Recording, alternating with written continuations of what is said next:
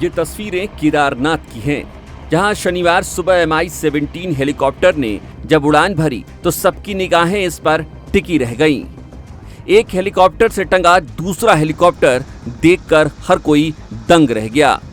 MI-17 helicopter ने जब रोप से बंधे दूसरे हेलीकॉप्टर के साथ जमीन को छोड़कर हवा में उड़ान भरी तो पहले तो सब कुछ ठीक रहा, लेकिन तभी अचानक कुछ ऐसा हुआ।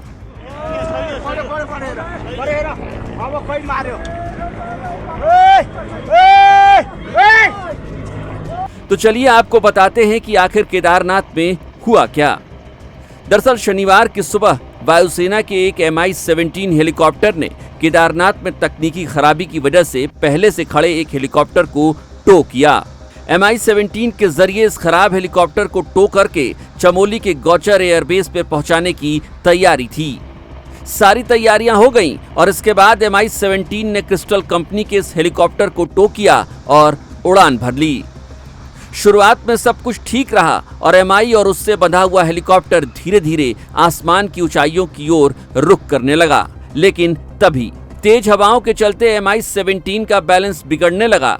उससे रोप के जरिए लटका हुआ खराब हेलीकॉप्टर भी मानो हवा में पतंग की माफिक उड़ने लगा। हालात ऐसे हुए कि केदार घाटी में मौजूद जिस भी शख्स ने इन दोनों हेलीकॉप्टरों को आसमान में देखा, वो किसी अनहोनी की आशंका से मानो सिहर सा गया। लगा कि दोनों हेलीकॉप्टर बस अब गिरे तो तब गिरे।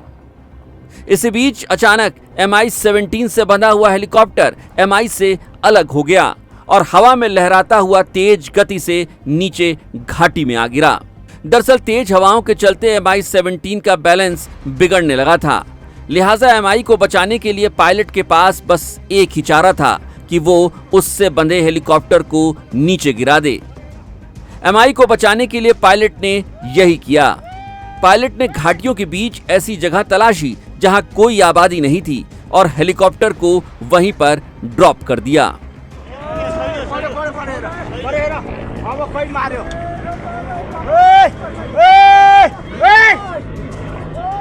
इस घटना के बाद पूरे इलाके में मानो अफरा तफरी मच गई।